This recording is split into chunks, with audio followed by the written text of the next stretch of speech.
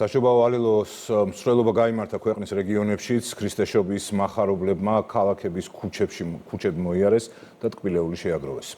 მსვლელობამდე კი ყველა მოქმედ ტაძარში გვიანღამით სადღესასწაულო წირვა ჩატარდა. მარიამ ბუღაძე გიამბობთ. შობის მახარებლები ქუთაისის ქუჩებში დილიდან გამოჩნდნენ. პატარებმა და სასულიერო პირებმა საშობაო საგალობლები შეასრულეს და ტრადიციულად შეაგროვეს ნობათი, რომელიც სხვადასხვა ცენტრის ბენეფიციარებს გადაეცემათ. მეალილოები ქუთათელ გაენათელმა მეუფემ დალოცა. ეს სასწაული, რომელიც უფალმა გვაჩქო ჩვენ, სასიხარულოდ, რათა ერთობით სიყვარულით იყო ჩვენ საუკუნის მანძილზე. შობას გილოცავთ, იცოცხლეთ, იხარეთ, იმრალეთ, ქართველობა იძლიერეთ. ტრადიციული ალილოს მსვლელობა ზუგდიდში ვლაქერნის ყოვლადწმინდა ღვთისმშობლის ხატის სახელობის ტაძრიდან დაიწყო.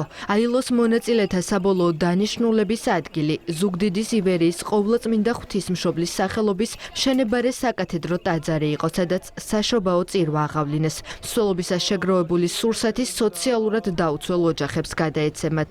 უსურებ ჩვენს ხალხს, ჩვენს ქვეყანას, მშვიდობას, სიგეთის, მეგნიერებას, ღმერთი განკაცდა, რათა ჩვენ განგვახვდოს. კაცობრიობისთვის წარმოუდგენლად ლამაზი დღესასწაულია. ჩვენ რა ვიცი, ხელა სიკეთის ღირსი გავხდით, რომ ქრისტე იშვა ამ ქვეყანაზე განკაცებული ღმერთი და ჩვენს გულებში აი ესეთი სიყვარული შემოიტანა. ქრისტეშობის დღესასწაულთან დაკავშირებით გორში ღვთისმშობლის შობის საკათედრო ტაძრიდან საზეიმო მსვლელობა გაიმართა. სასულიერო პირებმა და მრევლმა ქალაქის ყველა ცენტრალური ქუჩა ლოცვით შემოიარეს და მოსახლეობას ქრისტეს შობა ახარეს. ალილოს ადგილობრივი ხელისუფლებაც შეუერთდა. შემოწირულობა სოციალურად დაუცველ ოჯახებს გადაეცემათ. შობა იმიტომ მიყვარს, რომ ქრისტე იბადება და ჩვენ გულში ყოველ წელს მოდის. ბავშვები ერთად ხალისობთ და მიულოცოთ სხვადასხვა ადამიანებს ამ წინვარ დღესასწაულს. ჩვენთვის ეს არის ტრადიცია, როდესაც მონაწილეობთ ალილოში. ულამაზესი დღეა, რაღაცნაირად არის სახალხო დღესასწაული. ქრისტე შობილი იყოს ჩვენს გულებში და ჩვენი გულები ყოფილიყოს ის ბაგა, სადაც მიიწვინა მაცხოვარი ჩვენი იესო ქრისტე. მინდა შობის დღესასწაულმა უფლის მოვლინება ამ ქვეყანაში